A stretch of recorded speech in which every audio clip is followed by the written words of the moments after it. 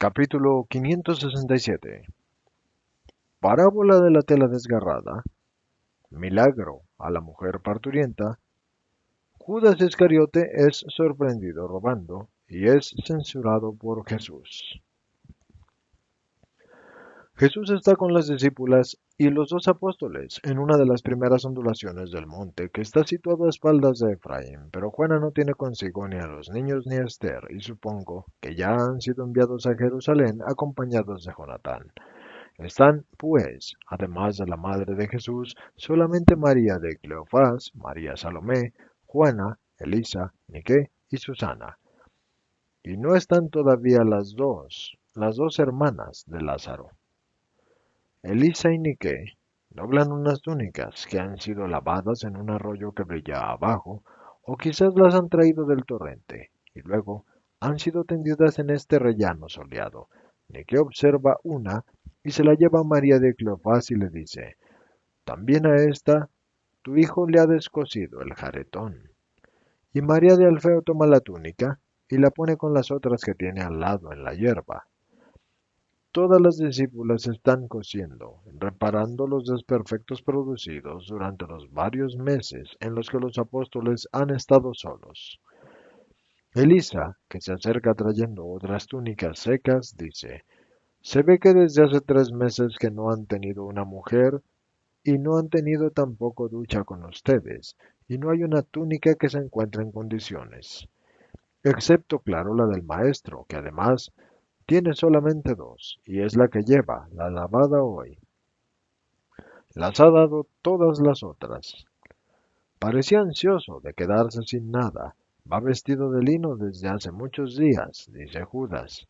Menos mal que tu madre se ha ocupado de traerte otras nuevas. La teñida de púrpura es verdaderamente bonita. Lo necesitabas, Jesús, a pesar de que estés así muy bien vestido de lino. Pareces verdaderamente una azucena, dice María de Alfeo. Una azucena muy alta, María, dice Judas en un tono satírico, pero con una pureza que ciertamente tú no tienes, como tampoco tienes la de Juan. Tú también estás vestido de lino, pero créeme que tú no tienes un aspecto de azucena. Así le rebate con franqueza María de Alfeo a Judas. Yo soy moreno de pelo y de tez, y por eso soy distinto. No, no depende de eso.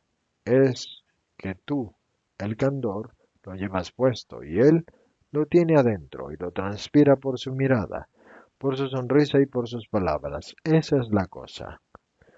Ah, qué bien se está aquí con mi Jesús. Y buena María pone en la rodilla de Jesús una de sus manos deterioradas de mujer anciana y que ha trabajado. Entonces Jesús le acaricia esta mano honesta.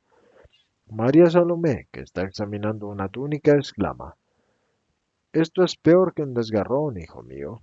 Pero entonces, ¿quién te ha cerrado el agujero de esta manera? Y entonces muestra escandalizada a sus compañeras una especie de ombligo muy crespo que forma un anillo en el relieve de la tela, que está unido con unos puntajos que ciertamente a una mujer sí que le causarían horror. Y la extraña reparación es epicentro de unos fruncidos que, tomando radios, se extienden por la espalda de la túnica. Y todos se ríen, y el primero es Juan, que es el autor del recocido, y que explica, no podía estar con ese desgarrón, así que se lo cerré. Ya lo veo, pobre de mí, ya lo veo. ¿Pero qué no podías pedir a María de Jacob que te lo arreglara? Pobre mujer, si está casi ciega, y además, lo malo era que no estaba desgarrado, sino que era un verdadero agujero. La túnica quedó pillada en la haz de la leña que llevaba en el hombro, y al descargarlo, el haz se llevó el trozo de la túnica, y yo lo reparé así. Lo estropeaste así, hijo mío. Necesitaría... Entonces examina la túnica, pero entonces menea la cabeza y dice, yo pensaba quitar el jaretón, pero ya tiene... Se lo quité yo en Nob, porque estaba roto en el pliegue. Pero lo que quité se lo di a tu hijo, explica Elisa. Sí, pero lo usé para hacer los cordones para mi bolsa. Pobres hijos, qué necesario es. que nos tengan a nosotras, dice María Santísima, a la par que cose una túnica que no sé de quién es. Pues sería necesario un trozo de tela, miren. Los puntos han terminado de romper toda la tela de alrededor, de modo que de un daño ya de por sí grande se ha creado uno que es irreparable, a menos que se pueda encontrar algo que sustituya al trozo que falta. En ese caso, aunque se vea, sí quedará pasable. Oh, me has sugerido una parábola, dice Jesús, y al mismo tiempo dice Judas, creo que en el fondo de la bolsa tengo un trozo de tela de ese color, que sobró de una túnica que estaba demasiado descolorida para poderla llevar, y se la dio a un hombre pequeño, mucho más bajo que yo, tanto que tuvimos que cortar casi 2 palmas. Si esperas, voy a buscártelo, pero antes quisiera oír la parábola. Que Dios te bendiga. Pues escucha la parábola si quieres, mientras que pongo los cordones a esta de Santiago, que están completamente gastados. Habla, maestro, y luego doy esta satisfacción a María Salomé. Hablo. Comparo con un trozo de tela el alma. Cuando es infundida, es nueva, y no tiene laceraciones, solo tiene la mancha original, y no presenta en su textura ninguna herida, ninguna otra mancha, ni tampoco deterioro.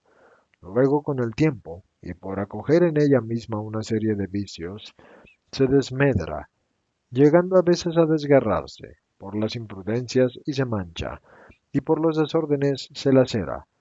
Y una vez lacerada no se debe hacer un torpe remiendo, que sería el origen de otros más numerosos desgarrones, sino que hay que hacer un paciente y lento remiendo perfecto para anular lo más posible el daño creado.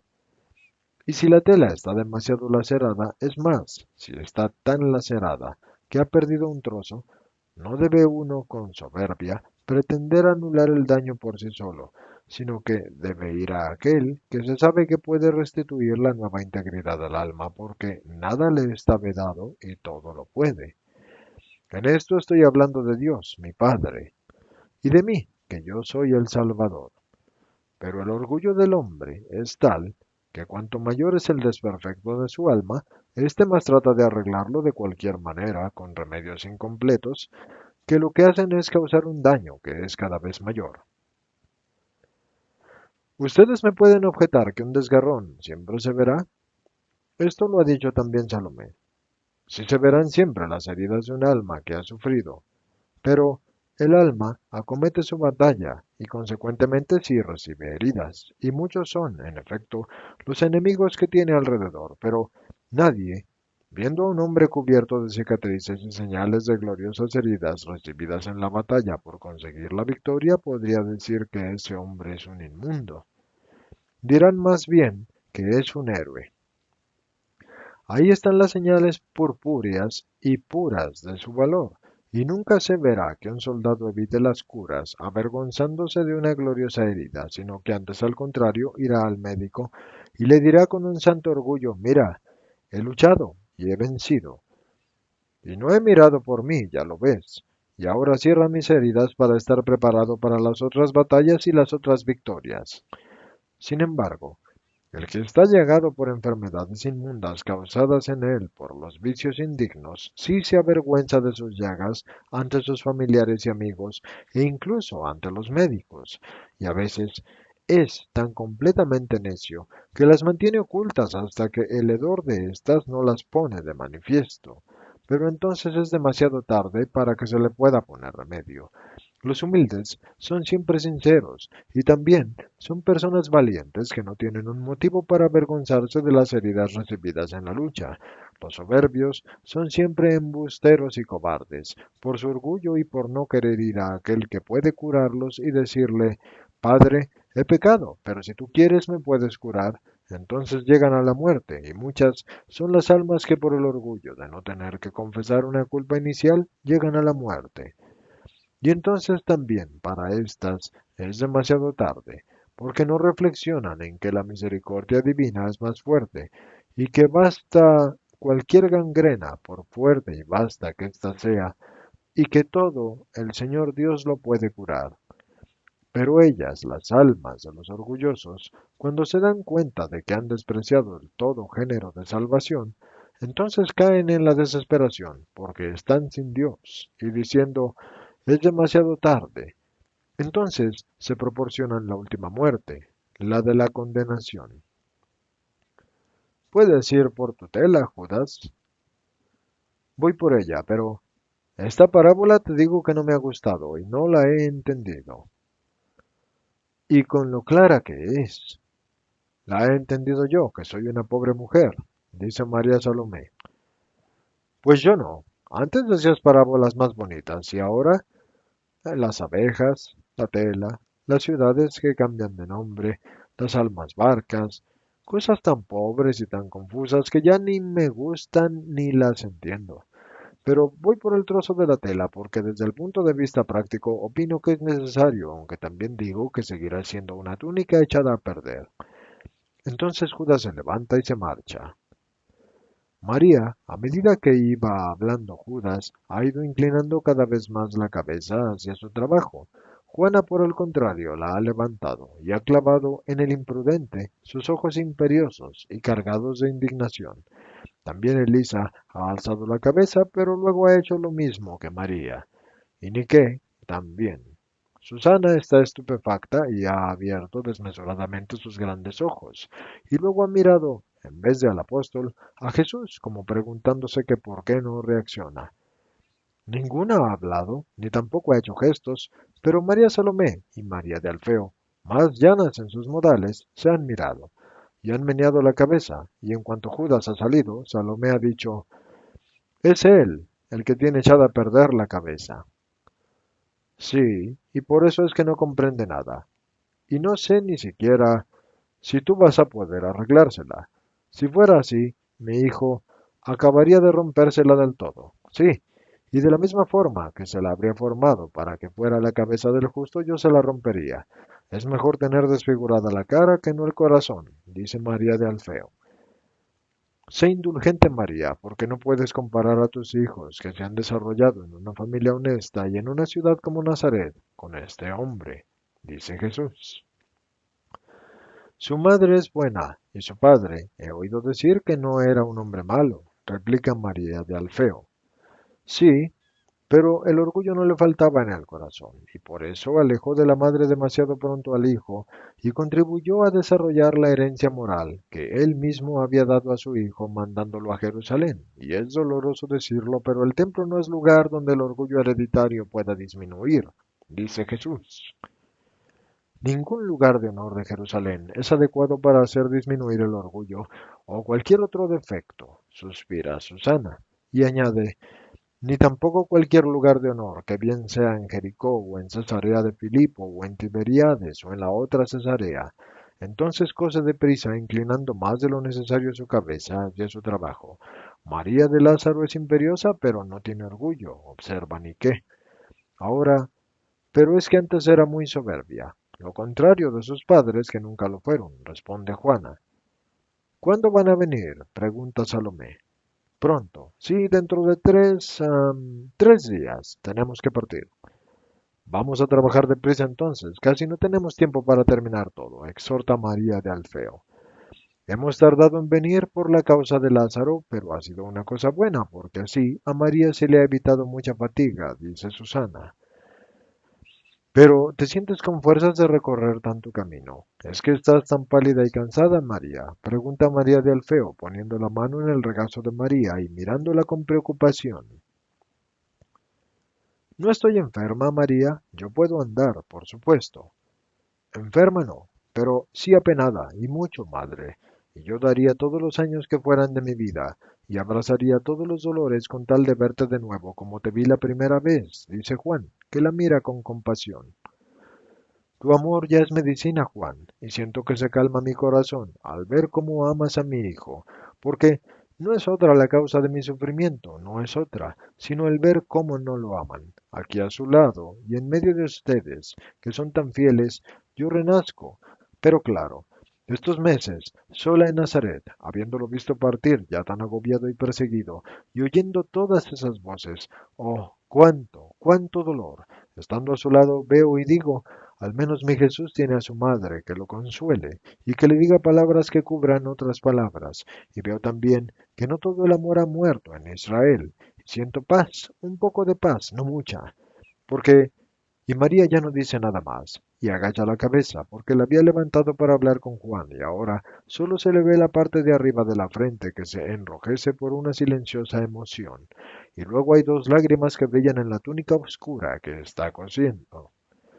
Jesús entonces suspira y se levanta de su sitio y va a sentarse a sus pies delante, y ahí pone la cabeza sobre las rodillas de María y le besa la mano que tiene la tela y que se queda luego así, como un niño que estuviera reposando. Entonces María quita la aguja de la tela para no herir a su hijo y luego pone la mano derecha en la cabeza que está reclinada sobre sus rodillas, alza la cara y mira al cielo. Ciertamente está orando aunque no mueva los labios. Y todo su aspecto dice que está orando, y luego se inclina para besar a su hijo en el pelo, junto a la sien que queda descubierta. Las otras mujeres no hablan hasta que Salomé dice, pero ¿cuánto tiempo tarda Judas? Así va a ponerse el sol y no voy a ver bien. Quizás alguien lo ha entretenido, responde Juan, y pregunta a su madre, ¿quieres que vaya a meterle un poco de prima? Harías bien en hacerlo, porque si no he encontrado el trozo de tela, igual te acorto las mangas. Total, está acercándose el verano, y para el otoño ya te prepararé otra túnica, porque esta ya no está bien, y con el trozo que sobre yo te arreglaré esto. Para ir a pescar sí que valdrá todavía, porque está claro que después de Pentecostés vas a volver a Galilea. Voy entonces, dice Juan, y amable como siempre, pregunta a las otras mujeres. ¿Ustedes tienen túnicas ya arregladas que pueda llevar a nuestras casas? Si ustedes las tienen, dénmelas. Así van a volver menos cargadas. Entonces las mujeres recogen todo lo que han arreglado ya y se lo dan a Juan, que se vuelve para marcharse, pero se para inmediatamente al ver que viene deprisa hacia ellos María de Jacob. Entonces la buena viejecita corre, renqueando todo lo deprisa que sus muchos años consienten, y grita a Juan, ¿está ahí el maestro? Sí, madre. ¿Qué quieres? Y la mujer, mientras sigue corriendo, responde, Ada está mal, mal. Y su marido quisiera llamar a Jesús para consolarla, pero después de que esos samaritanos se han portado tan mal, no se atreve. Yo he dicho, no lo conoces todavía. Yo voy y no... No me dirá que no. Y la viejecita jadea por la carrera y por la subida. Párate de correr, voy contigo. Es más, me adelanto. Tú síguenos a paso tranquilo, porque eres anciana, madre, para estas carreras, le dice Jesús, y luego a su madre y a las discípulas, yo me quedo en el pueblo y la paz sea con ustedes. Entonces toma a Juan de un brazo y baja con él rápidamente, y la viejecita, cobrado de nuevo el aliento, le seguiría, después de haber respondido a las preguntas de las mujeres. "Mm, Solo el rabí le puede salvar, si no, morirá como Raquel, porque se está enfriando y está perdiendo las fuerzas, y ya se retuerce de los espasmos del dolor. Pero entonces las mujeres la retienen diciéndole, ¿pero qué no has probado con ladrillos calientes debajo de los riñones? No, es mejor envolverla en paños de lana empapados de vino con aromas, lo más caliente que se pueda. A mí, para Santiago, me sentaron bien las fricciones del aceite y luego los ladrillos calientes. Hazle beber mucho, si pudiera estar en pie y dar unos pasos, y mientras tanto una le friccionara mucho la parte de los riñones. Las mujeres madres, o sea todas menos Nica y Susana y María, que no sufrió los dolores de todas las mujeres cuando dio a luz a su hijo, aconsejan quién una cosa y quién otra. Todo. Han probado todo. Pero es que tiene demasiados fatigados los riñones. Es el hijo número 11. Bueno, y ahora me marcho, que ya he cobrado el aliento. Recen por esa madre y que el Altísimo la mantenga viva hasta que llegue donde ella el rabí. Entonces la pobre anciana, sola y buena, reanuda su tortecillo. Jesús, entretanto, baja ligero hacia la ciudad, que está llena del calor del sol, y entra en ella por la parte opuesta a donde está situada su casa, o sea que entra por el noroeste de Efraín, mientras que la casa de María de Jacob está en el sureste. Anda ligero, sin detenerse a hablar con los que quisieran pararlo. Sí que los saluda, pero sigue. Entonces un hombre observa, está inquieto con nosotros. Los otros lugares hicieron mal. Tiene razón, y no va a casa de Yanoe. Se le está muriendo su mujer. Es el 11º parto, pobres hijos. ¿Y el rabí va allí? Es 3 veces bueno. Ofendido aún se muestra benéfico. Yanoe no lo ha ofendido, y ninguno de nosotros lo ofendió. Pero en todo caso, eran hombres de Samaria. El rabí es justo, él sabe distinguir. Vamos a ver el milagro. No podremos entrar, es una mujer, y está en el momento del parto. Es cierto, pero vamos a escuchar llorar a la nueva criatura, y eso será la voz del milagro.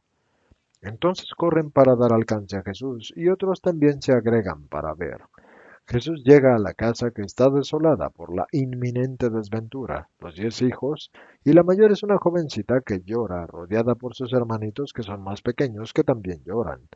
Están en un ángulo del pasillo, junto a la puerta abierta de par en par, amigas del vecindario que van y vienen, y susurros de voces y pisaduras de pies descalzos que corren sobre el enlosado. Y una mujer ve a Jesús y grita, Yanoe, espera, el rabí ha venido, y corre con una ánfora humeante. Viene inmediatamente un hombre y se postra, y se limita a señalar a sus hijos y a decir estas palabras, Yo creo, Señor, piedad por ellos. Levántate y ten ánimo. El Altísimo ayuda a aquellos que tienen la fe y la compasión de sus hijos afligidos. Ven, maestro, ven, porque ya está negra y ahogada por las convulsiones y casi no respira. Ven. Y el hombre, que ha perdido la cabeza y acaba de perderla del todo, al oír el grito de una de las vecinas, Ya Noé, corre, porque Ada se muere. Este empuja a Jesús y tira de él para que vaya enseguida, y enseguida a la habitación de la moribunda. Está sordo a las palabras de Jesús que le dice, Ve y ten fe. Fe sí tiene el pobre hombre, lo que le falta es la capacidad de comprender el sentido de esas palabras, que es el sentido celado, de que es ya seguridad de un milagro de parte del Señor. Y Jesús, empujado y remolcado, sube la escalera para entrar en la habitación de arriba donde se encuentra la mujer. Pero Jesús se detiene en el descansillo de la escalera, a unos 3 metros de la puerta, abierta, que permite ver como una cara exangüe, o más bien cárdena, que ya está estirada por la máscara de la agonía. Las vecinas ya no intentan nada y han tapado a la mujer hasta el mentón y entonces miran. Están petrificadas a la espera de la defunción. Entonces Jesús extiende los brazos y grita, quiero, y se vuelve para marcharse. El marido, las vecinas, los curiosos, que se han agregado y congregado, se quedan desilusionados porque quizás esperaban que Jesús hiciera cosas más espectaculares y que el niño naciera instantáneamente, pero Jesús, abriéndose paso y mirándolos fijamente mientras pasa por delante de ellos, dice, no duden, un poco de fe todavía. Un momento. La mujer debe pagar el amargo tributo del parto, pero está salvada. Y dejándolos desconcertados, baja la escalera.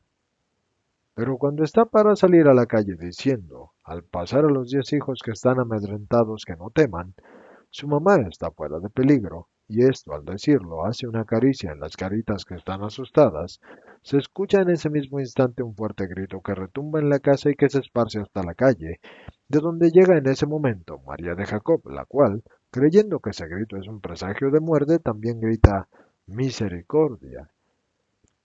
No temas, María, ve deprisa, vas a ver nacer al pequeño. Le han vuelto las fuerzas, pero también los dolores. Pero ya dentro de poco sí que habrá alegría. Entonces se marcha con Juan, y ninguno lo sigue porque todos quieren ver que se cumpla el milagro. Es más, otros se dirigen presurosos hacia la casa porque se ha esparcido la noticia de que el rabí ha ido a salvar a Ada. Y así Jesús, metiéndose por una callecita secundaria, puede ir sin obstáculos hacia una casa en la cual entra llamando, Judas, Judas, y nadie le responde. Ya ha subido, maestro. Podemos ir también nosotros a casa, y pongo aquí las túnicas de Judas, Simón y tu hermano, Santiago, y luego dejaré las de Simón Pedro, Andrés, Tomás y Felipe en casa de Ana. Y así efectivamente lo hacen, y entonces comprendo que para dejar sitio libre, las discípulas y los apóstoles se han distribuido por otras casas, si no todos al menos una parte de ellos. Liberados ya de esos indumentos, van hablando hacia la casa de María de Jacob y entran por la puertecita del huerto, que está simplemente entornada. La casa está silenciosa y vacía, y Juan ve puesta en el suelo una ánfora llena de agua, y entonces quizás piensa que la ha puesto allí la viejecita antes de que la llamaran para asistir a la mujer. La agarra y se dirige hacia una habitación cerrada. Jesús se retrasa en el pasillo para quitarse el manto y doblarlo con el consabido cuidado antes de ponerlo en el arquibanco del pasillo. Juan abre la puerta y emite un ¡ah! Que es casi de horror, y deja caer el ánfora y se tapa los ojos con las manos, plegándose como para hacerse pequeño y para anularse y para no ver. De la habitación proviene un ruido de monedas que se esparcen por el suelo y están tintineando. Jesús está ya en la puerta. He tenido más tiempo yo para describir que él para llegar, y aparta con ímpetu a Juan, que gime, ¡fuera! ¡Márchate! Y abre de par en par la puerta, que estaba entornada, y entra. Es la habitación donde comen, y que ahora están las mujeres, y en ella hay dos viejas arcas cerradas. Delante de una de ellas, concretamente la que está enfrente de la puerta, está Judas, lívido, con los ojos llenos de ira y de temor al mismo tiempo, y con una bolsa en las manos. El arca está abierta y en el suelo hay monedas, y otras se están cayendo todavía, saliendo de la bolsa que está en el borde del arca abierta, y su boca, y bueno, también está medio echada la boca. Todo, en fin, testifica de una manera indubitada lo que estaba sucediendo. Judas ha entrado en la casa, abrió el arca y estaba robando. Ha robado. Entonces ninguno dice nada, ninguno se mueve, pero es peor que si todos gritaran o arremetieran el uno contra el otro. Tres estatuas, Judas que es demonio, Jesús que es juez, y Juan, que es el hombre aterrorizado por la revelación de la bajeza de su compañero.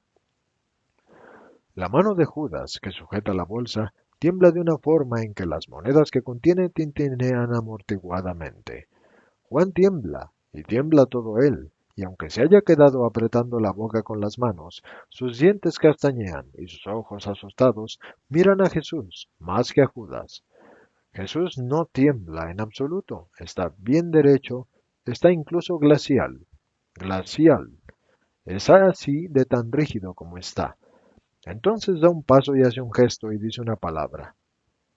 Da un paso hacia Judas y un gesto, indicando a Juan que se retire. Una sola palabra. Márchate. Pero Juan siente miedo y gime. No, no, no me digas que me marche. Déjame estar aquí. Yo no diré nada. Pero déjame estar aquí contigo. Márchate. No temas. Cierra todas las puertas. Y si viene alguien, quien quiera que sea, aun si fuera mi madre, no dejes que vengan aquí. Ve y obedece. Señor. Entonces Juan se muestra tan suplicante y está tan abatido que parece como si él fuera el culpable. Vete, te digo, no sucederá nada, vete. Entonces Jesús mitiga la orden poniendo la mano en la cabeza del predilecto y con un gesto de caricia, y veo que esta mano ahora sí que tiembla. Juan la siente temblar, y la toma, y la besa con un sollozo que dice mucho, y así sale. Ipso facto, Jesús cierra la puerta con cerrojo y se vuelve de nuevo para mirar a Judas, que debe sentirse muy apabullado. Sí, siendo tan osado como es, no se atreve a decir una palabra ni a hacer un gesto. Y Jesús, rodeando la mesa que está en el centro de la habitación, va directamente a ponerse enfrente de él. Yo no sé decir si va rápido o lento, porque estoy demasiado asustada de su cara como para poder medir el tiempo. Yo veo sus ojos y, al igual que Juan, tengo miedo. El mismo Judas tiene miedo. retrocede y se mete entre el arca y una ventana que está completamente abierta y cuya luz, roja por el ocaso, incide toda sobre Jesús. ¿Qué ojos tiene Jesús? Porque no dice ni una palabra, pero cuando ve que del cinturón de la túnica de Judas sobresale una especie de ganzúa, reacciona terriblemente y alza el brazo con el puño cerrado como para golpear al ladrón. Entonces su boca empieza la palabra, maldito o maldición. Pero el Señor se sobrepone y detiene el brazo, que ya estaba descendiendo, y corta la palabra en las tres primeras letras. Y se limita con un esfuerzo de un dominio que le hace temblar por entero, a abrir el puño cerrado, y a bajar hasta la altura de la bolsa de Judas que tiene en la mano, el brazo alzado, y a arrebatar la bolsa y arrojarla al suelo. Y mientras que pisotea la bolsa y las monedas, y las disemina con un furor contenido, pero terrible, dice, fuera, inmundicia de Satanás, oro maldito, esputo del maldito infierno y veneno de la serpiente, fuera. Judas, que ha emitido un grito que está estrangulado, cuando ha visto a Jesús ya casi maldiciéndolo, ahora sí que ya no reacciona. Pero al otro lado de la puerta cerrada hay otro grito que resuena cuando Jesús tira contra el suelo la bolsa, y este grito de Juan exaspera al ladrón y lo pone furioso, y casi se arroja contra Jesús y grita, tú me has puesto un espía para desacreditarme, un espía que es un muchacho ignorante que no sabe ni siquiera guardar silencio, que me desacreditará ante todos. Es lo que tú querías. De todas maneras, sí, yo también lo quiero. Esto quiero. Ponerte en la tesitura de echarme, de maldecirme y de moverte a maldecirme. A maldecirme. Todo lo he intentado para que tú me echaras. Judas está ronco de ira y feo como un demonio. Jadea como si tuviera algo que lo estrangulara. Jesús le repite terrible, pero con una voz contenida. Ladrón, ladrón, ladrón. Y termina. Hoy ladrón, mañana serás asesino, como Barrabás. Peor que él. Le musita esa palabra en la cara porque ahora están cercanísimos a cada frase del otro. Judas, recobrando el aliento, le responde, sí, ladrón, y por culpa tuya. Todo el mal que hago es por culpa tuya. Y tú no te cansas nunca de destruirme. Salvas a todos, das amor y honores a todos. Acoges a los pecadores porque no te dan asco las prostitutas. Tratas amistosamente a los ladrones y a los usureros y a los alcahuetes de saqueo. Y acoges como si fuera el Mesías al espía del templo. ¡Qué necio eres! Y haces jefe nuestro a un maldito ignorante, tesorero a un cobrador de tributos y confidente tuyo a un necio. ¿Y a mí? ¿Me mides la mota y no me dejas una moneda? Me tienes a tu lado como a los galeotes que están amarrados al banco del remo y no quieres ni siquiera que nosotros... Y digo nosotros, pero soy yo solo, el que no debe aceptar las dádivas de los peregrinos. Es para que yo no toque el dinero, por lo que tú has ordenado que no aceptemos el dinero de nadie. ¿Esto es porque me odias? Pues bien, también yo te odio. Hace un momento no has sabido golpearme ni tampoco maldecirme. Tu maldición me habría reducido a cenizas. ¿Por qué no la has proferido? Hubiera preferido tu maldición antes que verte tan inepto y tan enervado. Este es un hombre acabado y derrotado. Calla. No. ¿Tienes miedo de que Juan oiga? ¿Tienes miedo de que él por fin comprenda quién eres y te deje? Ah, tienes este miedo, tú, que te haces el héroe. Claro que lo tienes. Y tienes miedo de mí. Tienes miedo. Por eso no me has sabido maldecir. Por eso finges que me estimas, cuando en realidad me odias. Para halagarme, para tenerme calmo, tú sabes que soy una fuerza, sabes que soy la fuerza que te odia y te vencerá. Te he prometido que te seguiré hasta la muerte, ofreciéndote todo, y todo te lo he ofrecido, y estaré junto a ti hasta tu hora y la mía. Magnífico rey que no sabe maldecir ni arrojar a uno de su presencia. Rey nube, rey ídolo, rey necio, embustero, traidor de tu propio destino. Siempre me has despreciado desde nuestro primer encuentro. No has correspondido conmigo. Te creía sabio, pero eres un obtuso. Yo te enseñaba el camino adecuado, pero tú, oh, tú eres el puro. Eres la criatura que es hombre, pero que también es Dios. Y desprecias los consejos del inteligente. Te equivocaste desde el primer momento y aún hoy sigues equivocándote. Tú eres... ¡Ah! Este río de palabras cesa de repente, y a tanto clamor le sigue un silencio que es lúgubre, y a tantos gestos una lúgubre inmovilidad, porque mientras escribía yo, sin poder decir lo que sucedía, Judas está encorvado, semejante, sí, verdaderamente semejante a un perro furioso que acechara a su presa y que se aproximara a ella, preparado para saltar, y se ha ido acercando cada vez más a Jesús con una cara que no se podía mirar, con las manos torcidas, los codos apretados contra el cuerpo, y verdaderamente como si estuviera para saltar sobre Jesús, el cual no ha dado muestras del más mínimo miedo, y se ha movido volviéndole incluso las espaldas. Judas hubiera podido saltar sobre él y agarrarlo por el cuello, pero no lo ha hecho. Para abrir la puerta y mirar en el pasillo si Juan se había ido realmente, el pasillo sí estaba vacío y además semioscuro, pues Juan ya había salido por la puerta que da al huerto y la había cerrado. Jesús entonces ha vuelto a cerrar con el cerrojo y se ha puesto contra la puerta esperando, sin un gesto ni una palabra, a que la furia cesara. Yo no soy competente en la materia, pero creo que no me equivoco si digo que por la boca de Judas es Satanás quien ha hablado en persona.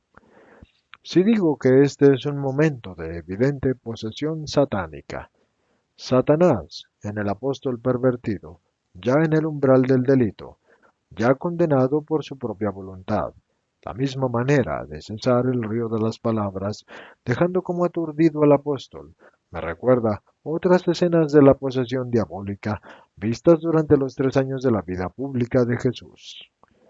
Jesús, apoyado en la puerta que está todo blanco contra la madera oscura, no hace el más mínimo gesto, solamente mira al apóstol con sus potentes ojos de dolor y fervor.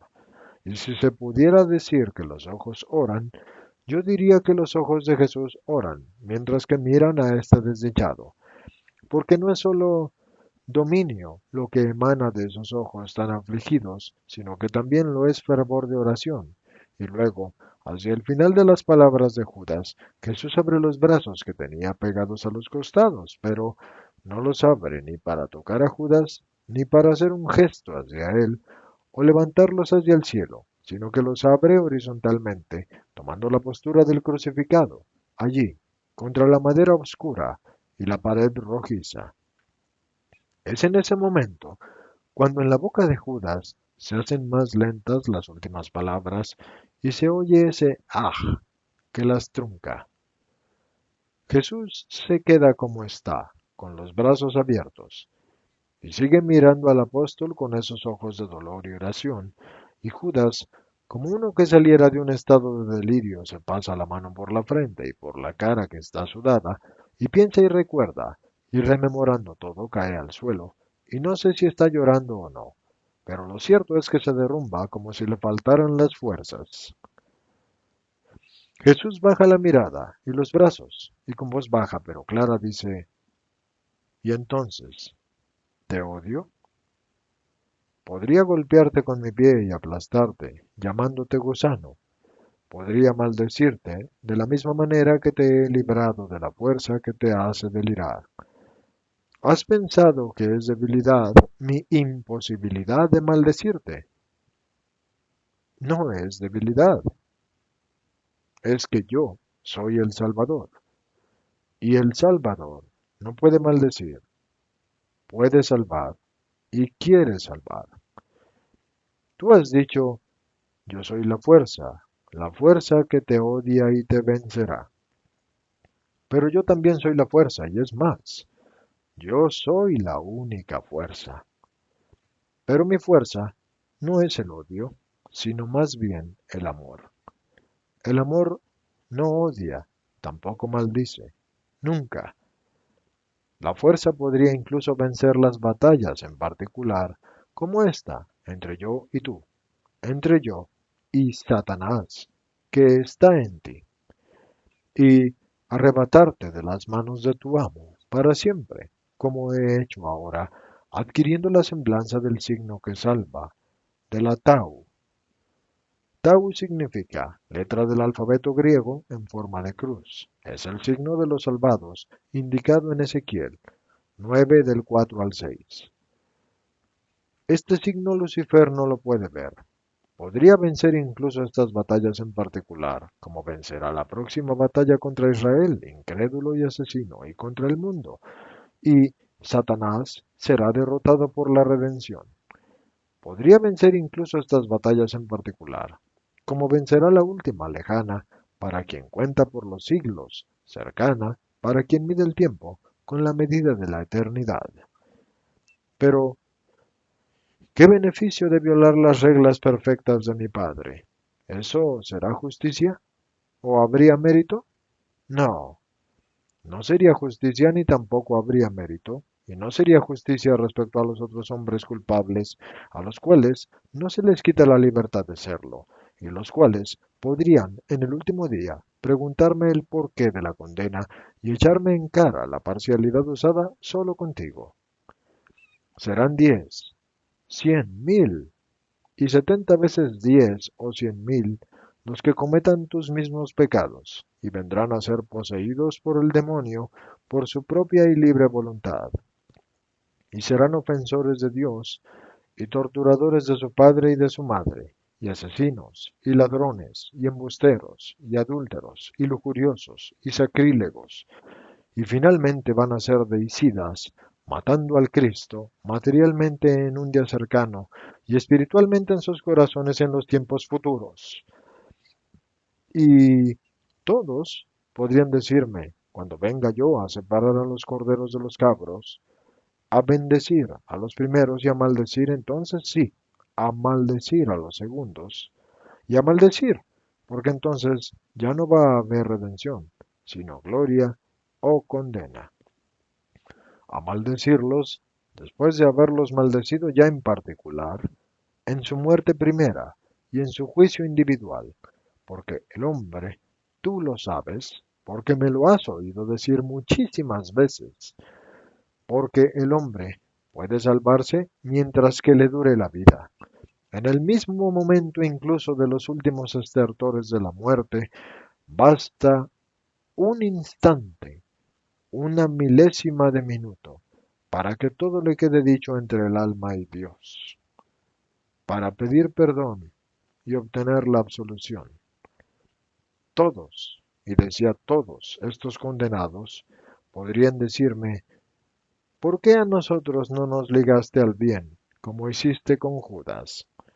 Y tendrían la razón, porque todo hombre nace con las mismas cosas naturales y sobrenaturales, que son un cuerpo y un alma, y mientras que el cuerpo, siendo generado por los hombres, puede ser más o menos fuerte y sano desde el nacimiento, el alma, que es creada por Dios, es para todos igual y está dotada de las mismas propiedades y de los mismos dones recibidos de Dios. Entre el alma de Juan, y me refiero al Bautista, y la tuya, no había diferencia cuando les fueron infundidas en la carne. Y no obstante yo te digo que aún cuando la gracia no hubiera presantificado para que el heraldo del Cristo no tuviera la mancha alguna, como sería propio de todos los que me predican, al menos en lo que se refiere a los pecados actuales, su alma habría venido a ser muy distinta de la tuya. O mejor, la tuya habría venido a ser distinta de la suya, porque él habría conservado a su alma en la frescura propia de los no culpables. Es más, la habría ido adornando cada vez más de la justicia y secundando la voluntad de Dios que desea que sean justos, desarrollando con una perfección cada vez más heroica los dones que son gratuitamente recibidos. Tú, sin embargo, has devastado tu alma y has desbaratado los dones que Dios te había dado. ¿Qué has hecho de tu libertad y de tu arbitrio? ¿Qué has hecho de tu intelecto? ¿Has conservado en tu espíritu la libertad que tenía? ¿Has usado la inteligencia de tu mente con verdadera inteligencia? No, tú, tú que no quieres obedecerme a mí, y no digo solo a mí como hombre, sino tampoco a mí como Dios. Sí que has obedecido a Satanás. Has usado la inteligencia de tu mente y la libertad de tu espíritu para comprender las tinieblas voluntariamente, y han sido puestos ante ti el bien y el mal. Has elegido el mal. Es más, ha sido puesto ante ti solo el bien, que soy yo, tu eterno creador, que ha seguido la evolución de tu alma. Es más, que conocía esta evolución, porque nada de cuanto palpita desde que el tiempo existe, nada ignora el eterno pensamiento. Te ha puesto delante el bien, solo el bien, porque sabe que eres más débil que una alga de renguera. Tú me has gritado que te odio. Ahora bien, siendo yo uno con el Padre y el amor, uno, tanto aquí como en el cielo, porque si en mí se hallan las dos naturalezas, y Cristo, por su naturaleza humana, y mientras que la victoria no lo libere de las limitaciones humanas, está en Efraín, y no puede estar en otro lugar en este instante como Dios, y es verbo de Dios. Yo estoy tanto en el cielo como en la tierra, siendo siempre omnipresente, omnipotente y omnisciente mi divinidad, siendo yo uno con el Padre y con el Espíritu Santo. La acusación que has hecho contra mí, la has hecho contra Dios que es uno y trino, y contra Dios que es Padre, y que por amor te ha creado, y contra Dios Hijo, que por amor se ha encarnado para salvarte, y contra Dios Espíritu Santo, que por amor te ha hablado tantas veces para darte buenos deseos. Contra este Dios que es uno y trino, y que tanto te ha amado, y que te ha traído a mi camino, haciéndote ciego para el mundo, para darte el tiempo de verme a mí, sordo para el mundo, para darte la manera de oírme a mí. Y tú, después de haberme visto y oído, después de haber venido libremente al bien, sintiendo con tu intelecto que ese era el único camino de la verdadera gloria, has rechazado el bien y te has entregado libremente al mal. ¿Podrás entonces tú, con tu libre arbitrio, y has querido esto tú, que has rechazado cada vez más bruscamente mi mano, que se te ofrecía para sacarte del remolino, tú que te has alejado cada vez más del puerto para sumirte en el enfurecido mar de las pasiones del mal, podrás decirme a mí y a aquel de quien yo procedo, y a aquel que me ha formado como un hombre para intentar tu salvación, tú podrás decirnos que te hemos odiado. Me has acusado de que quiero tu mal. También el niño enfermo acusa al médico y a su madre por las amargas medicinas que le hacen beber y por las cosas que él desea y que por su bien le niegan. Tan ciego y demente te ha vuelto Satanás que no comprendes ya la verdadera naturaleza de las medidas que yo he tomado contigo. Tan ciego y demente que has llegado a tachar de malevolencia y de deseos de hundirte lo que en realidad es un cuidado próvido de tu Maestro y de tu Salvador y de tu amigo para curarte. Te he tenido a mi lado, te he quitado de las manos el dinero, te he impedido que toques ese maldito metal que te enloquece. Pero es que no sabes, es que no sientes que ese metal es como esos brebajes mágicos que despiertan una inapagable sed y que introducen en la sangre un ardor y un frenesí y que conducen a la muerte. Tú, y leo tu pensamiento, me censuras así. Y entonces, ¿por qué durante tanto tiempo me has dejado ser el que administraba el dinero? ¿Por qué? Porque si te hubiera impedido antes el tocarlo, tú habrías venido antes y habrías robado antes. De todas formas, te has venido, porque poco podías robar, pero yo debía tratar de impedirlo sin violentar tu libertad, porque el oro es tu ruina. Por el oro tú te has hecho lujurioso y traidor. Ah, entonces has creído a Samuel. Ah, yo no soy Jesús, que había ido adquiriendo un tono más vivo, pero sin asumir en ningún momento los matices de la violencia o el castigo. De improviso emite un grito imperioso, y yo diría colérico. Entonces asaetea con sus miradas el rostro de Judas, que lo había alzado para decir esas palabras, e impone un calla, que parece el estallido de un rayo. Judas se apoya de nuevo en los calcañares y ya no abre la boca. Es un momento de silencio en que Jesús, con un visible esfuerzo, recompone su humanidad, con una compostura y con un dominio tan poderosos que por sí mismos solo testifican lo divino que hay en él. Continúa hablando, con su voz habitual, cálida, dulce e incluso así cuando es severa y persuasiva y conquistadora, y solo los demonios pueden oponer la resistencia a esa voz. No necesito que hable Samuel, o quien sea, para que yo conozca tus acciones. Oh, desdichado, pero es que sabes ante quién estás. Es verdad. Dices que ya no comprendes mis parábolas, no comprendes ya mis palabras, pobre infeliz. Ya no te comprendes ni a ti mismo, ya no comprendes ni siquiera el bien y el mal. Satanás, al cual te has entregado de muchas maneras, Satanás, al que tú has secundado en todas las tentaciones que te presentaba y te ha hecho estúpido. Pero tú antes me comprendías, creías que era quien yo soy, y este recuerdo no está apagado en ti, y puedes creer que el Hijo de Dios necesite, que Dios necesite las palabras de un hombre para conocer el pensamiento y las acciones de otro. No estás todavía tan pervertido que no creas que soy Dios.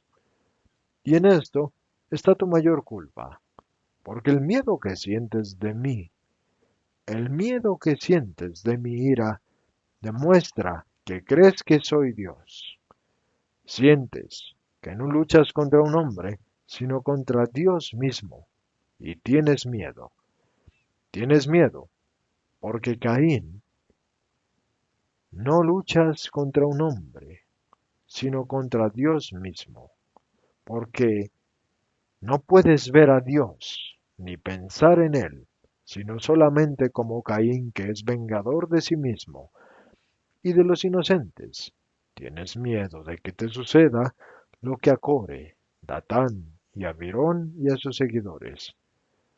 Core, Datán y Abirón, cuya rebelión y sus consecuencias están narradas en Números 16 y evocadas en el Levítico 10 del 1 al 3 y en los Salmos 106 del 16 al 18 y en el Eclesiástico del 45, 18 al 20. Continuando con la lectura. Y a pesar de todo, sabiendo quién soy yo, luchas contra mí. Debería decirte, maldito, pero entonces no sería ya el Salvador. Querrías que te expulsara. Haces de todo. Dices de todo para conseguirlo.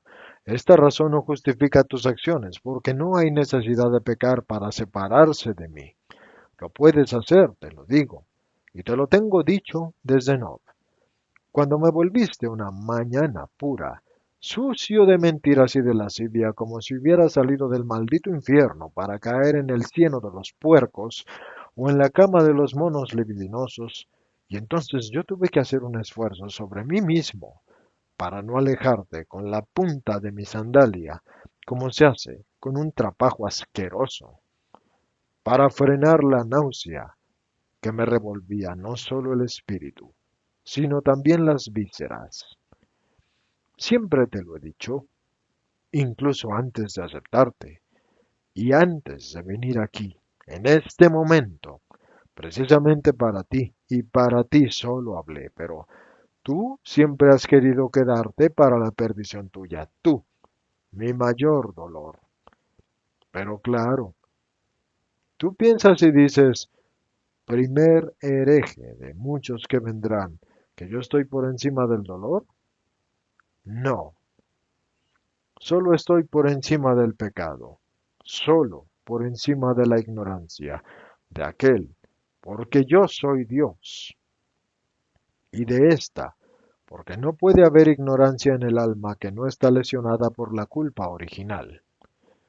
Pero yo te hablo como hombre y como el hombre, como el Adán y Redentor, que ha venido a expiar la culpa del Adán pecador y a mostrar lo que habría sido el hombre si éste hubiera permanecido como fue creado, inocente.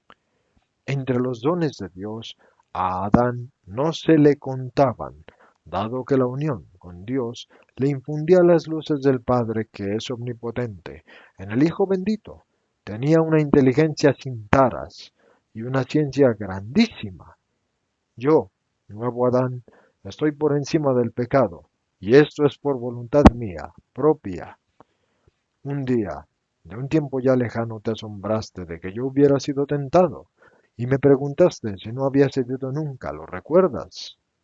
Y yo te respondí, sí, como podía responderte, porque ya entonces eras un hombre tan menoscabado, que era inútil abrir ante tus ojos las perlas preciosísimas de las virtudes mías, porque yo soy el Cristo. No habrías comprendido su valor. Las habrías tomado por simples piedras debido a sus medidas excepcionales. También en el desierto te respondí, repitiendo las palabras y el sentido de las palabras que te había dicho en aquel anochecer yendo hacia el Getsemaní. Si hubiera sido Juan o Simón el Celote quienes me hubiesen hecho esa pregunta, yo habría respondido de otra manera porque Juan es un hombre puro y él no la habría hecho con la malicia con que tú sí la hiciste, estando lleno de malicia la hiciste. Y porque Simón es un anciano y sabio, y aún no ignorando la vida como la ignora Juan, ha alcanzado esa sabiduría que sabe contemplar todos los episodios sin sufrir la turbación en el yo. Pero ellos no me preguntaron si había cedido alguna vez a las tentaciones, o a la tentación más común, a esa tentación. Porque en la pureza inmaculada del primero no hay recuerdo de lujuria, y en la mente meditativa del segundo hay mucha luz, para ver resplandecer en mí la pureza. Tú preguntaste, y yo te respondí, ¿cómo podía hacerlo? Con esa prudencia que no debe nunca separarse de la sinceridad.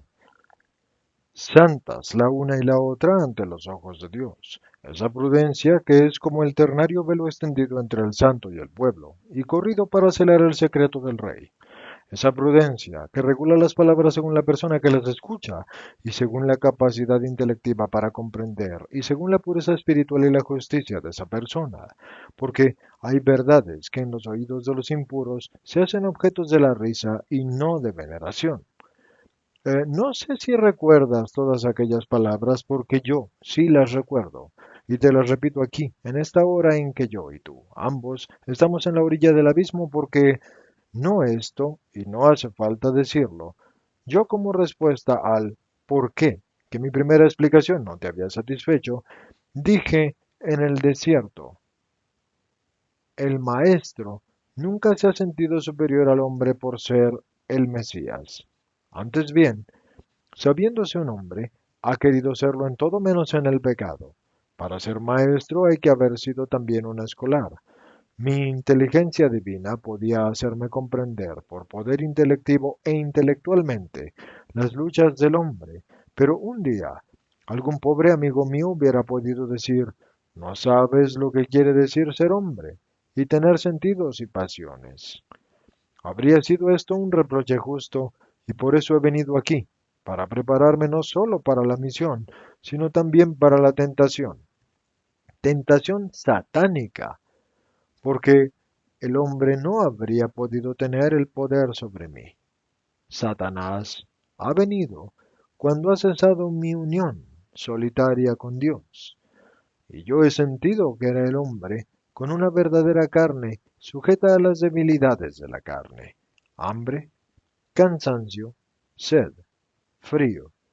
He sentido la materia con sus exigencias, lo moral con sus pasiones, y sí, por mi voluntad, he doblegado en su origen todas las pasiones que no son buenas, y he dejado en cambio que crecieran las que son santas pasiones. ¿Recuerdas estas palabras? Y también dije esto a ti solo la primera vez. La vida es un don santo, por lo que hay que amarla santamente. La vida es un medio que sirve para el fin, que es la eternidad. Dije, démosle entonces a la vida aquello que necesita para mantenerse y servir al espíritu en su conquista, continencia de la carne en sus apetitos, continencia de la mente en sus deseos, continencia del corazón en todas las pasiones, que tienen el sabor humano y el impulso ilimitado en orden a las pasiones, que son del cielo el amor a Dios y al prójimo y la voluntad de servir a Dios y al prójimo, obediencia a la voz de Dios y heroísmo en el bien y en la virtud. Y en aquella ocasión me dijiste que yo podía hacer eso porque era santo, pero tú no podías porque eras un hombre joven y lleno de vitalidad, como si ser joven y sentirse vigoroso fuera un atenuante para el vicio, como si solo los viejos o los enfermos, por la edad o la debilidad e impotentes para lo que tú, abrazado como estás de lujuria, pensabas, estuvieran ellos libres de las tentaciones de la carne. Hubiera podido rebatirte muchas cosas en aquel momento, pero no estabas en condiciones de comprenderlas. Tampoco lo estás ahora, pero al menos ahora no puedes sonreír con tu sonrisa incrédula si te digo que el hombre sano, si por sí mismo no acoge las seducciones del demonio y de la carne, entonces éste puede ser casto. Castidad es afecto espiritual, es movimiento que se refleja en la carne, penetrándola toda, y elevándola, y perfumándola, y perseverándola.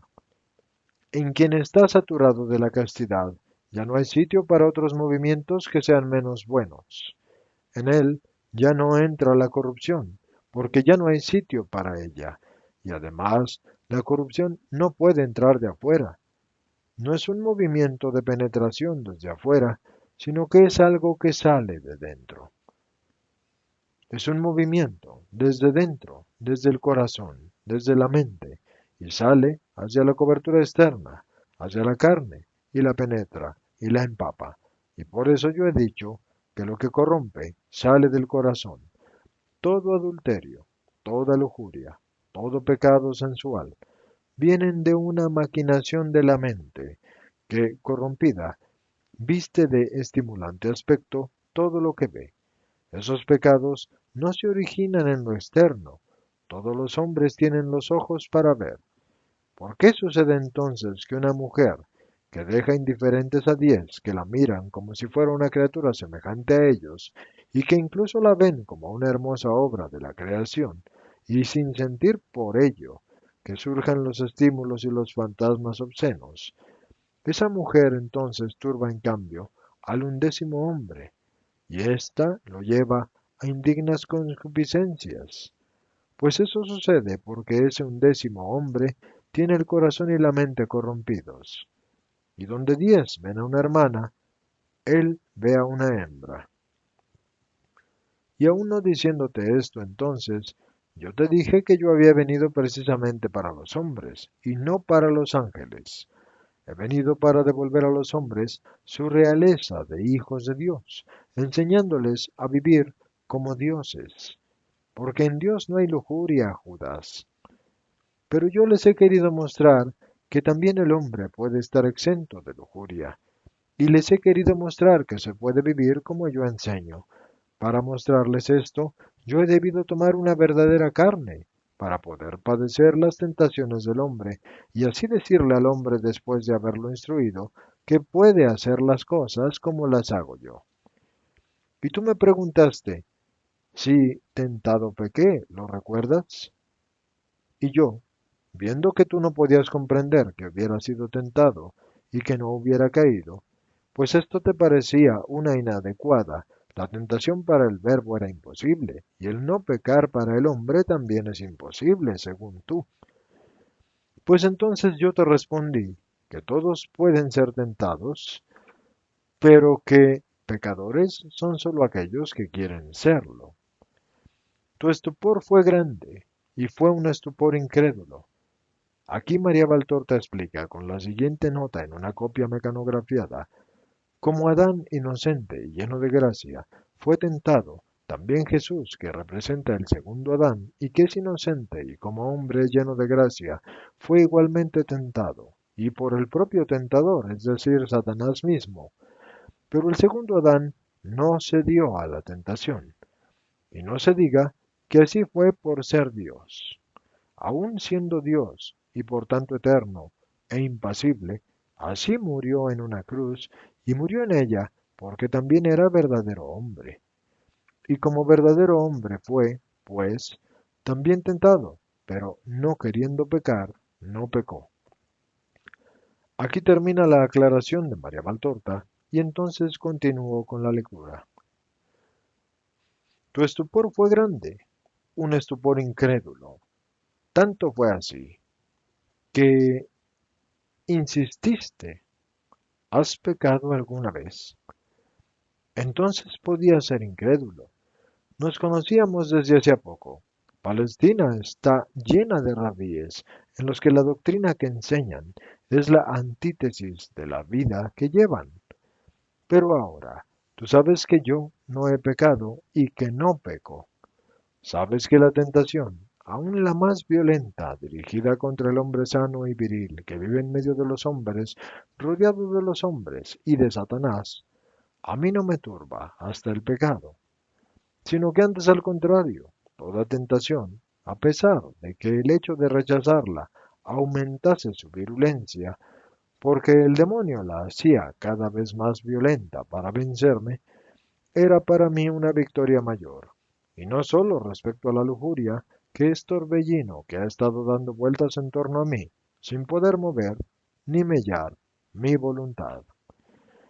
No hay pecado donde no hay consentimiento a la tentación, Judas. No hay pecado donde no hay consentimiento a la tentación, Judas. Hay, sí, pecado donde aún sin consumar el acto, se ha dado cabida a la tentación y además de esto se le contempla. Y te repito, hay, sí, pecado, donde aún sin consumar el acto, se da cabida a la tentación y se la contempla. Esto será pecado venial, pero es ya un camino que conduce al pecado mortal, y que aquel prepara en vosotros, porque acoger la tentación y detener en ella el pensamiento Y seguir mentalmente las fases de un pecado significa que uno se debilita a sí mismo. Satanás sabe esto, y por eso lanza insistentemente llamaradas, siempre esperando que una de ellas penetre y trabaje de dentro. Después ya sería fácil hacer que el tentado se transformara en culpable. Tú entonces no comprendiste, y no podías comprender, pero ahora puedes. Ahora mereces menos entender que en aquella ocasión, y no obstante yo te repito las palabras que te dije a ti, y que dije para ti, porque es en ti, no en mí, donde la tentación rechazada no se calla. Y no se calla porque tú no la rechazas totalmente. No cumples el acto, pero sí acaricias el pensamiento del acto. Hoy así, y mañana. Mañana sí caes en el verdadero pecado. Y por eso en aquella ocasión te enseñé a pedir al Padre que no te dejara caer en la tentación. Yo, el Hijo de Dios, yo, habiendo vencido ya a Satanás, he pedido ayuda al Padre porque soy humilde. Tú no. Tú no has pedido a Dios la salvación, ni la perseveración, porque eres un soberbio, y es por esto que te hundes. ¿Recuerdas todo esto? Y puedes comprender ahora lo que significa para mí que soy un verdadero hombre, con todas las reacciones del hombre, y además soy un verdadero Dios, el único verdadero Dios, con todas las reacciones de Dios. Al verte así, lujurioso, embustero, ladrón, traidor, homicida, sabes qué esfuerzo me impones, teniendo que soportar tu compañía. ¿Sabes qué fatigoso resulta el dominarme como ahora para cumplir hasta el extremo mi misión en ti? Cualquier otro hombre que hubiera visto que eras un ladrón y que te hubiera sorprendido descerrajando para coger monedas y que te viera traidor y más que traidor, sí que te habría echado las manos al cuello. Yo te he hablado y todavía con piedad. Mira, no estamos en verano y por la ventana entra la brisa fresca del atardecer. Y no obstante sudo, como si hubiera bregado con el más rudo de los trabajos. Pero no te das cuenta de lo que tú me cuestas y de lo que eres. ¿Quieres que yo te aleje de mí? No, nunca. Cuando uno se está ahogando, es asesino el otro que lo deja abandonado. Tú te encuentras entre dos fuerzas que te atraen, yo y Satanás. Pero si yo te dejo, al único que vas a tener será a Satanás. Entonces, ¿cómo te salvarás? Y a pesar de todo, tú sí me dejarás. Ya me has dejado con tu espíritu. Bien, pues, yo de todas formas retengo junto a mí la crisálida de Judas, tu cuerpo, desprovisto de la voluntad de amarme, tu cuerpo, inerte en orden al bien. Yo lo retengo mientras que tú no exijas incluso esta nada, que son tus despojos, para reunirla con el espíritu y pecar así con todo tu ser. Judas, ¿no me hablas, Judas? ¿No tienes una palabra para tu maestro? ¿No tienes nada que suplicarme? Yo no exijo que me digas perdón. Demasiadas veces ya te he perdonado sin resultado. Yo sé que esa palabra es un sonido en tus labios, y sé que no es un movimiento de un espíritu contrito. Yo quisiera un movimiento de tu corazón. ¿Estás tan muerto que ya no tienes ni siquiera el deseo? Habla. ¿Tienes miedo de mí? Oh, si tuvieras miedo, al menos miedo, pero no temes. Si tuvieras temor de mí, te diría las palabras de aquel lejano día en que hablamos de tentaciones y pecados. Yo te digo que incluso después del delito de los delitos, si el culpable corriera a echarse a los pies de Dios con un verdadero arrepentimiento y llorando, y le suplicara que lo perdonara, ofreciéndose con confianza a expiar sin desesperarse, Dios lo perdonaría, y a través de la expiación, el culpable salvaría todavía su espíritu, De todas formas, Judas, aunque tú no temas, yo te sigo amando. ¿No tienes nada que pedir en esta hora a mi infinito amor? No, o como mucho una cosa, que le impongas a Juan que no hable. ¿Cómo crees que podré espiar si soy un oprobio en medio de ustedes? Y esto lo dice con arrogancia. Entonces Jesús le contesta, y lo dices así, Juan no hablará, pero tú al menos, y esto soy yo el que te lo pide, actúa de una forma que esta desventura tuya no se manifieste en nada. Recoge esas monedas y mételas otra vez en la bolsa de Juana. Voy a tratar de cerrar el arca con el hierro que has usado tú para abrirla. Y mientras que Judas de mala gana recoge las monedas que han rodado por todas partes, Jesús se apoya en el arca abierta como si estuviese cansado. La luz merma en la habitación, pero no tanto como para no permitir ver que Jesús llora quedamente, mientras que mira a su apóstol que está agachado recogiendo las monedas esparcidas. Judas termina, y entonces va al arca, toma la amplia y pesada bolsa de Juana, y mete las monedas y la cierra y dice, pues ya está, y se aparta.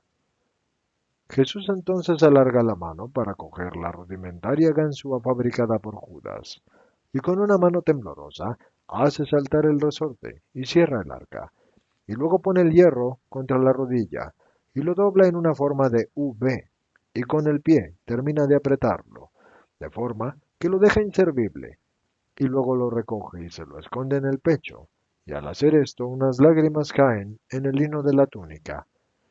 Judas, por fin, hace un gesto de autorreconocimiento y se tapa la cara con las manos y rompe a llorar diciendo, soy un maldito y soy el oprobio de la tierra. Eres el desventurado eterno, y pensar que si quisieras, podrías ser todavía dichoso. Júrame, júrame que ninguno sabrá nada, y yo te juro que me redimiré, grita Judas. No digas y yo me redimiré, porque tú no puedes. Solo yo puedo redimirte. El que antes hablaba por tus labios, solo puede ser vencido por mí. Dime las palabras de la humildad. Señor, sálvame, y yo te liberaré del que te domina. ¿No comprendes que espero más estas palabras que el beso de mi madre? Entonces Judas llora, y llora, pero no dice para nada estas palabras. Ve, y sal de aquí, y sube a la terraza, y ve donde quieras, pero no montes escenas espectaculares. Márchate, márchate. Ninguno te va a descubrir, porque yo estaré atento. Desde mañana vas a tener el dinero. Ya todo es inútil. Y Judas sale sin replicar. Jesús, solo ahora, se deja caer sobre un asiento que está junto a la mesa y cruzados los brazos, y apoyados en la mesa, y apoyada la cabeza encima de los brazos, llora angustiosamente. Pasados unos minutos entra despacio Juan, y se queda un momento en el umbral de la puerta, y luego corre hasta Jesús y lo abraza suplicando, no llores, maestro, no llores, yo te quiero, incluso por ese desdichado. Lo levanta y lo besa, y bebe el llanto del hombre Dios, y a su vez llora. Entonces Jesús lo abraza, y las dos cabezas rubias, la una junto con la otra, se intercambian lágrimas y besos, pero Jesús pronto se sobrepone y dice, Juan, por amor a mí, olvida todo esto. Lo quiero. Sí, mi Señor, trataré de hacerlo, pero tú deja de sufrir. Ah, qué dolor. Y me ha hecho pecar, mi Señor. He mentido. He tenido que mentir porque han vuelto las discípulas. No, antes los de la mujer te buscaban para bendecirte. Ha nacido felizmente un niño varón. He dicho que habías vuelto al monte, y luego han venido las mujeres Y yo he vuelto a mentir, Señor, diciendo que estabas fuera y que quizás estabas en la casa donde había nacido el niño, porque yo no he encontrado otra cosa que decir. Estaba tan desconcertado y tu madre ha visto que había llorado y me ha preguntado que qué te sucede, Juan, y estaba inquieta y parecía como si supiera lo que sucedía y he mentido por tercera vez diciendo que me he emocionado por esa mujer. A tanto puede llevar la cercanía con el pecador, a la mentira. Absuélveme, Jesús mío. Queda en paz. Cancela todos los recuerdos de esta hora. Nada, nada ha ocurrido. Solo un sueño. Pero Señor, se trata de tu dolor. Oh, qué cambiado se te ve, maestro. Dime esto, solo esto. Judas, ¿se ha arrepentido al menos? ¿Y quién puede entender a Judas, hijo mío? Ninguno de nosotros, Señor, pero tú sí. A esto Jesús no le responde, sino con nuevas lágrimas, que son silenciosas en su cansado rostro. Ah, con esto sé que no se ha arrepentido. Y Juan está estremecido. ¿En dónde está ahora? ¿Lo has visto? Sí. Se ha asomado a la terraza y ha mirado para ver si había alguien. Y viendo que yo estaba solo y sentado y afligido, bajo la higuera, ha bajado corriendo y salió por la portezuela del huerto. Y entonces, Señor, al ver esto, yo he venido. Has hecho bien. Vamos a poner en su sitio aquí los asientos descolocados y recoge el ánfora y que no haya señales. Señor, ¿ha entablado pelea contigo? No, Juan, no.